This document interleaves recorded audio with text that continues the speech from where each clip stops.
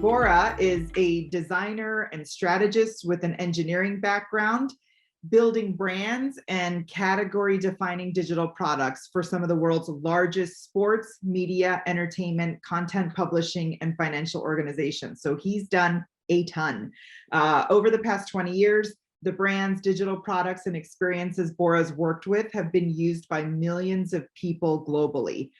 His work has been honored in recognized multiple times by the Emmy Awards, Webbies, Shorties, Sports Technology Awards, Apple Design Awards, Leader in Sports, and Interactive Media Awards. So, needless to say, we have such an amazing star in our presence.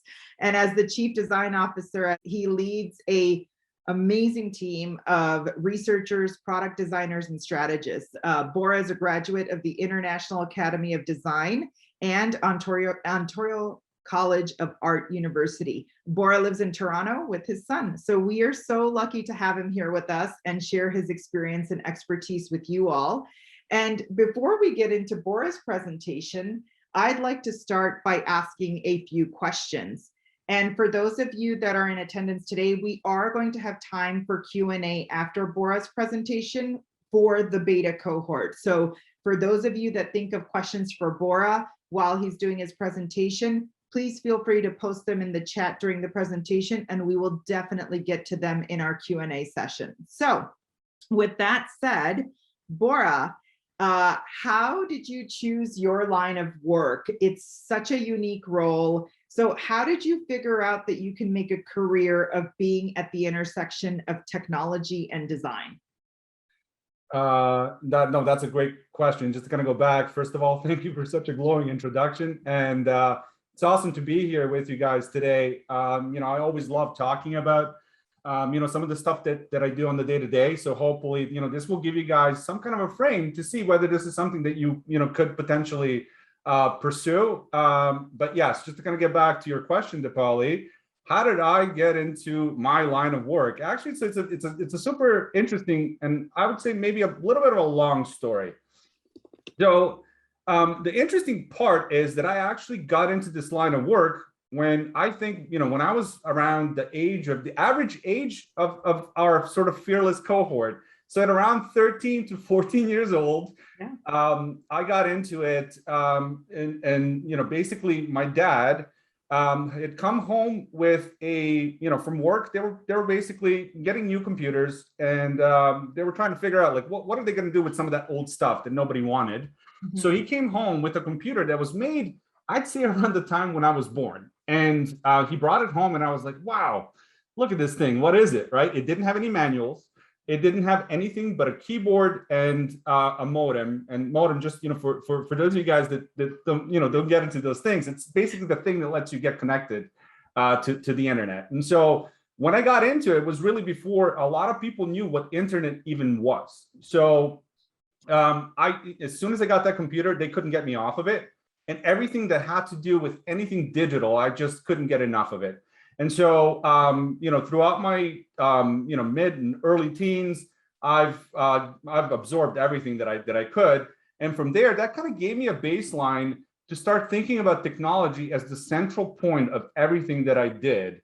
And that ultimately led me to, create a couple of small startups when I was a kid, because nobody was providing these things as services because it was such a new thing.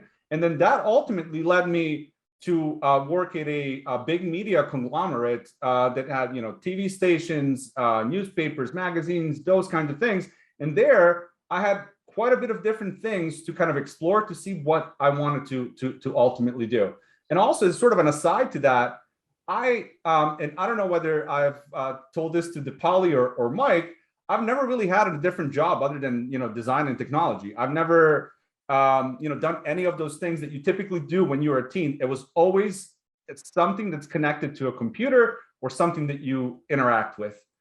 But did you always know that you had this sort of creative side, and how did it sort of manifest, I guess is the question? Because we have a lot of kids that are like, I love, the creative side of things. I love, art and drawing and photography and all of these things. but the world is going digital and technology, and you were at this perfect intersection. So how did you know like how to harness that creativity, or where, and what type of creativity did you sort of harness?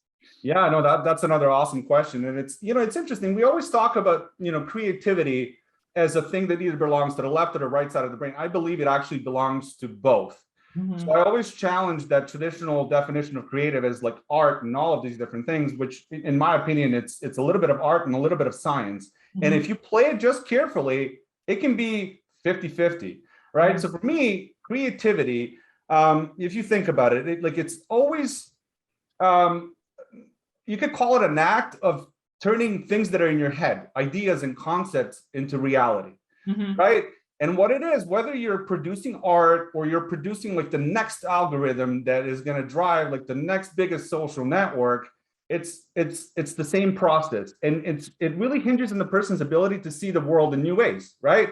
So you Yeah. look at it, you try to find patterns, and when you try to find those patterns, you then start making connections between things, and as you go through that process, you train yourself to really start looking at unrelated things and finding things that connect them together.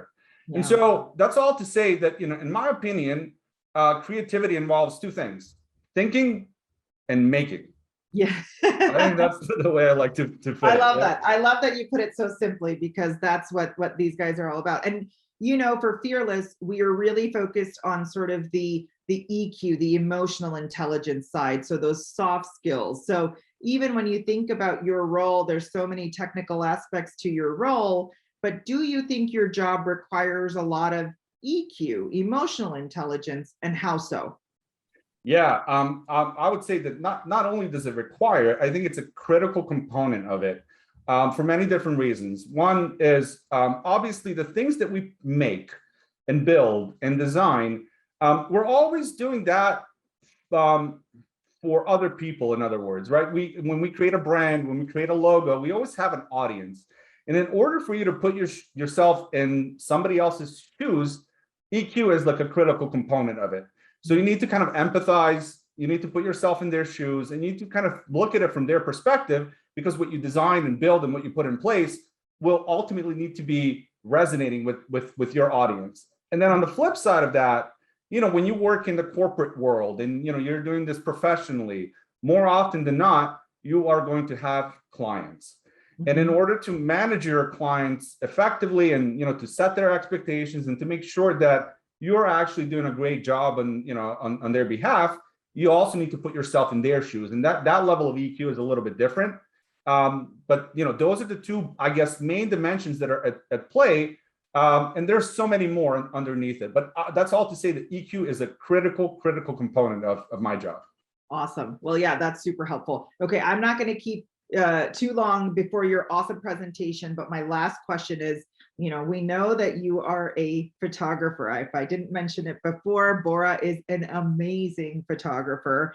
And I just want to know, how did you get into that? And, is that part of that creativity that you bring into your day job? Is it sort of, I feel like it's, passion and work combined. It is actually, that's like you literally described it, right?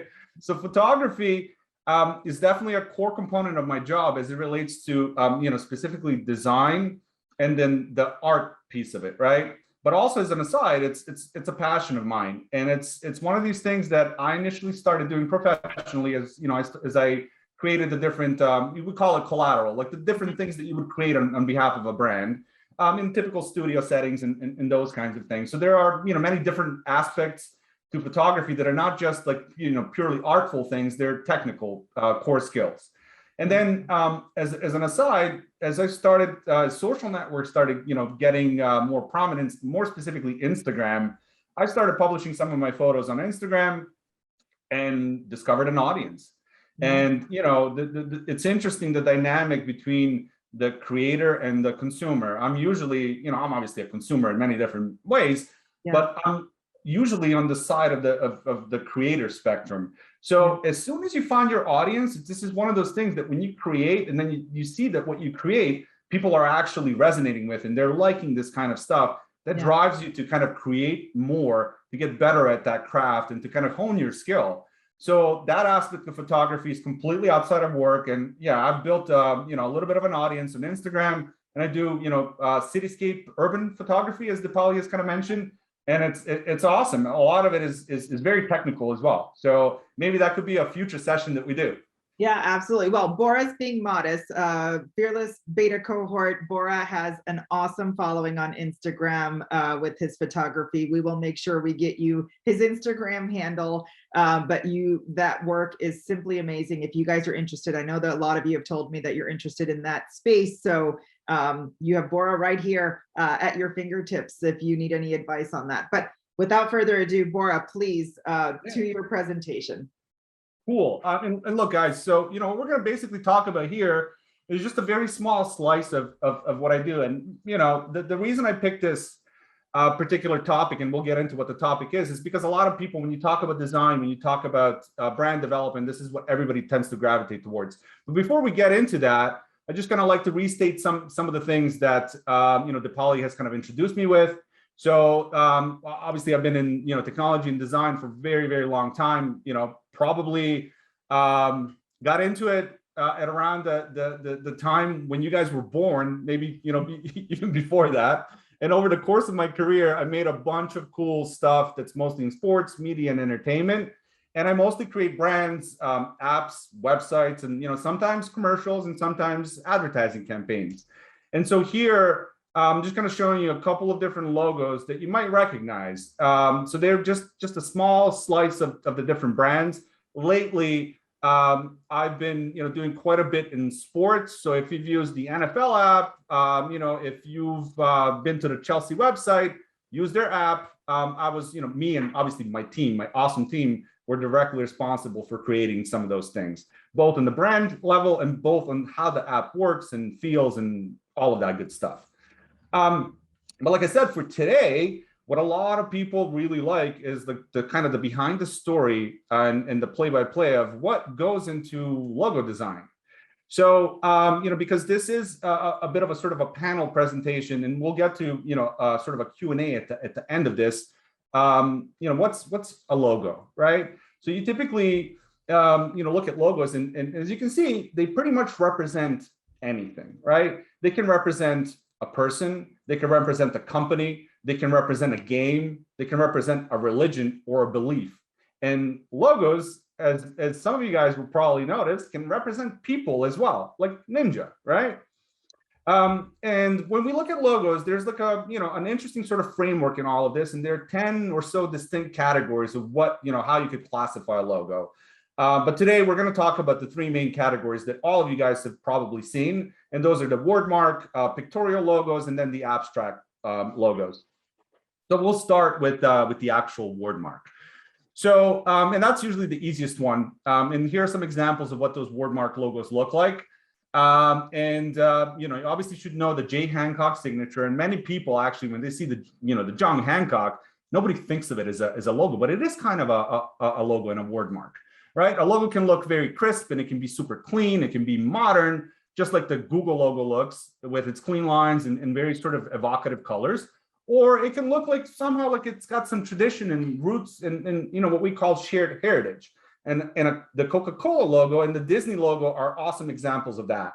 The Coke logo and the Disney logo, I mean, these are logos that have not been, you know, changed in a very long time. And they're sort of iconic things that are not only just logos in their own right, but they're part of our modern fabric of the modern society. And then you've got some of the, you know, maybe not as old logos that are kind of, you know, FedEx and Vans. And these are obviously universally recognized. So it doesn't matter where you go, whether you speak English or you speak Arabic or you speak, you know, many of the awesome Asian languages. Once you see these things, they're almost like a structure that you recognize, and you start associating that with, you know, what the company is really all about.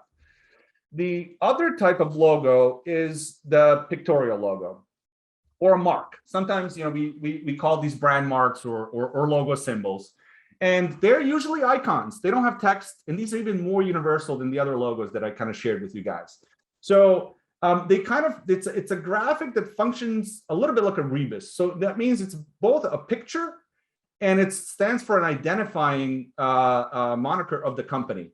And it's usually the image. When people say logo, these are the ones that people usually gravitate towards. When they think logo, they think Apple, Target, Twitter, Domino's. And these are things that kind of transcend languages and transcend boundaries, which is awesome.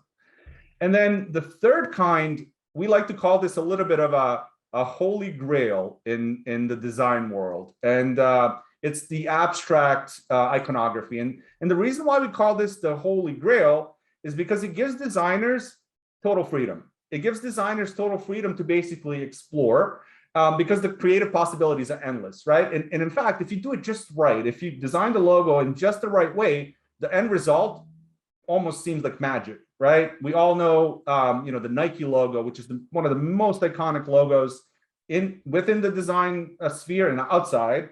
You've got Pepsi, you've got the Airbnb logo. And again, once you actually create that in such a way, they become as powerful as the brand offering themselves. The other thing that's very interesting about abstract logos are, most of your religious logos, anything from Buddhism to Christianity, tend to be done as sort of abstract iconography. So they are the oldest form of logo, if you will. But having said all of that, there is a fourth type of logo that kind of goes beyond these three types. And the reason why this is another awesome thing is because it uses elements of each of the categories that I just kind of described to you guys. And that's what we call the logo system, or in the industry, the technical term for it is a dynamic identity. And so within the logo system, the reason why it's awesome because it has endless possibilities and then so many creative possibilities. I would say, this is not necessarily the first of its kind, but it's probably the most known of its kind. And it's the MTV logo. And back in the day, again, when I was roughly your age, MTV was all the rage, right? When they rolled this out, it became an iconic hit overnight. And not only was it a hit, it just set the tone and it set the standard for an entire generation of designers that have been influenced by this. And this MTV logo is really, if you look at most of the things that are out there today, a lot of people are inspired by this, and this kind of paved the ground and it set a standard for logos to, to kind of that follow it in that dynamic identity system. And so as logo systems are basically gaining a lot of popularity, and you don't see them too often because they take a lot of effort to create and they're expensive to maintain. So when a company comes in, typically a logo system, what happens is you'll need a team of designers to keep creating and to keep refining and to keep iterating. And one current example is the Google Daily Doodle. As you guys know, if you go to the Google homepage, every day or every week, essentially, you will have something that commemorates a specific thing in history. And what this does is it enables Google to basically honor anything that's happening in the world, and at the same time, keep the construct of their logo, and then keep the structure of it, but then they decorate it with all of these amazing things that that are to do with current events. And obviously for New Year's, they're really big. And now these days, because of the technology that's available, these guys are making these logos interactive.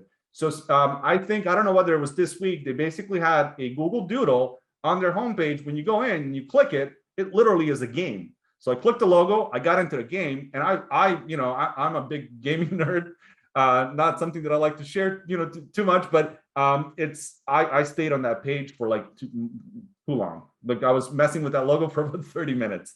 But it gives you an idea of how you can engage an audience with something that you create as a system that can then grow and be involved by other people, which is really, really awesome. So one of the things that I also wanted to talk to you about is that there is a dimension of the logo creation process that a lot of people are not aware of. It's like many people think that people lock themselves away in a dark room and they come up with logos, and as if by magic they just kind of emerge. There's actually a process behind it, and it's very sort of it's very pragmatic, and there are steps that we ultimately follow. And the other thing that I also wanted to kind of talk to you guys, though they're small and relatively simple in design, many company logos are actually pretty complex when it comes to messaging. And if you know how to kind of read in between the lines within the what we call the negative space, you'll find that everything, even the colors or the actual font that you use, or how you place specific things, they all have intentional meaning that kind of relates back to the company core that you're trying to represent. So I'll, before we get into the process and all of that, I'll get into some of like the more fun things that, usually when I show this to people, they're like, huh, I didn't know that. So here's a couple of huhs. So these logos, which I'm sure you guys are very familiar with, are sort of have a hidden meaning. So the first logo here on the left is the Beats logo. So at first glance, it looks like, a beat in a circle, but really it is a sort of the red circle is supposed to represent a human's head from a profile, and the B represents the headphone. So it's no longer a beat, it's a person wearing the Beats headphones on the side. So that's one that, a lot of people tend to kind of gloss over. So it's, both the B and a person's head, indicating the context of use for their awesome product, which are the headphones. The other awesome one is a lot of people, look at Amazon and they do see this little swoosh, which is kind of a smile, right? But what the other hidden message within it is that Amazon, what it is today, basically has everything that you could ever want to buy on this planet. And they have everything from A to Z. And this smile goes from A to Z, right? Tostitos, another one. I love Tostitos, but for a while there, I didn't really kind of look into what what the hidden meaning here is. So they're obviously famous for their tortilla chips and dips and all of that. But if you look in the middle, these two lowercase letters it's basically represents people holding a chip. So here, I don't know whether you guys can see that. This is a person here, another person here. What they're coming over is a tortilla chip. And then here is basically the dip, right? And then FedEx, this is probably one of the first ones, like this one you learn about in school if you go to graphic design, those kinds of things. And they always use the FedEx logo as a sort of a stellar example of a hidden message that's super simple. So FedEx, as you guys know, obviously they're super in tune with being fast and delivering your packages like in record time. And in order to kind of communicate that, they've hidden this forward-facing arrow that's in the negative space between the E and the X that indicates forward movement. So there's a little arrow that shows it there. And then the last one, the Chicago Bulls logo, I think I might have, yeah, there it is. So the Chicago Bulls logo has a hidden message, and the designers really had some fun with this because it doesn't really, help with the Chicago Bulls brand. It's a robot that's ultimately reading a book upside down. So as you can see here, when you flip it around, here's the robot's head, eyes, and then here he is, basically reading a book upside down. So as you guys look at logos, I really encourage you to kind of scrutinize some of these things and look for the hidden meaning and the hidden messages in the logos. Sometimes you'll find that the hidden message supports the brand promise to the customer. Other times you'll find that the hidden message is just designers having fun. So for those reasons, it's really awesome to kind of look and scrutinize and examine. So look, I mean, as we go through this presentation, I'm sure you guys are thinking, okay, well, maybe I want to give logo making a crack. So as you guys do that, what makes a great logo? How can you make sure that as you set out to create the logo for your next thing, or the logo for your, you can create a logo for your family, a logo for yourself, for your school, for whatever, what can you do to ensure that you're making a great logo? So this man on the left, his name is Paul Rand. He is one of the iconic graphic designers that lived in the 50, 60 years ago, and he's responsible for creating logos for iconic companies like the ABC. He created the logo for UPS. He did the logo for IBM. He did a bunch of different corporate logos. But he's basically in the industry, somewhat of a sort of a godfather of logos. And so what he's done is he's come up with an awesome scorecard that keeps designers honest as they are creating these logos. And so it's really the questions that we ask ourselves as we create these logos. And they're fairly straightforward. You ask yourself, is the logo distinctive? So in other words, is it unique and different from everything else? And does it stand out from the crowd? And if, you obviously want to have a yes on that. is the logo visible? Visibility is interesting because obviously anything that we do visually is visible, but visibility really means is if I were to take a logo that I designed and I blew it up to the size of a building, will the logo nuances and the small details, will they hold? And then inversely, if I took that logo and I made it very, very tiny, you know, there's in your browser, for instance, when you bookmark our website, there's a little logo that goes into the tab. It's called the favicon. That's usually some of the smallest footprint of the logo. So making sure that the logo that you design, when blown up, looks legible and readable. When made very small, it has to look legible and visible. Adaptability is another key aspect of it. So as you are putting this logo onto different things, you might be putting it onto a website, you might be printing it, you might be creating a t-shirt out of it, you might be creating a mug, you might put it on a truck, you might put it on a road sign. You get the idea where I'm going with this. So can it be adaptable to many different applications? And because when you apply it to something, it's not always a straight surface. Sometimes it's a curved surface. When people brand airplanes, it's a bit of a pain because you have to make sure that it fits on the contours of the airplane. So you're making sure that that logo that you created can be applied to all of these different things. And so the next dimension is memorability. And this is a key one, because some of the logos that I shared with you guys, they're all shared at one characteristic. They're all extremely memorable. So when you do a logo, what we all strive towards, and we don't always do it, but you know, if we're persistent, we get to it. You know, memorability. So when somebody sees the logo, can you make a lasting impression, and can you make it unforgettable? And that's another sort of key component of the scorecard. And then the other one is universality. So when we talked about some of these religious logos, or some of the logos that transcend languages, can we create something that can be understood across this planet? And we always strive to create that. And then timeless is the other one, because there are many different trends that happen, from decade to decade. And trends, like anything else, they kind of ebb and flow, meaning that they're in trend right now and then they pass.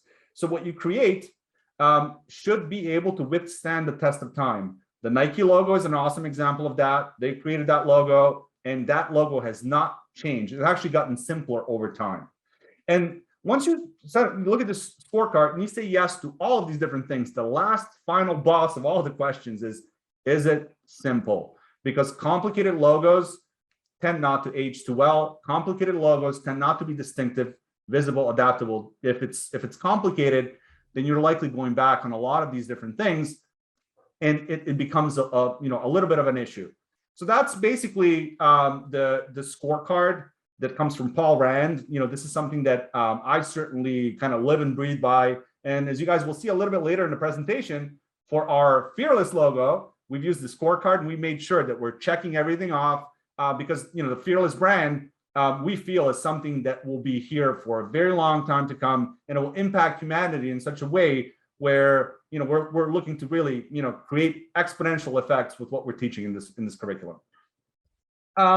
So as I said, you guys have seen the Fearless logo in many different sort of applications, and this is how we started. So this is one of the pages that we initially created to kind of put the logo in context, to create it, to define it, and all of that. And so as we went through it, as I mentioned at the upfront, before any design actually happens, before we start sketching and putting things on paper, what we need to do, and this happens for a logo or any kind of a digital product, what we need to do, and this is also, by the way, where EQ comes in, and it's extremely important. It's important to define who our primary and secondary audiences are. And by primary and secondary, I mean, the people that are going to be using this. So in this instance, for Fearless, it's you guys, right? You guys are the primary audience.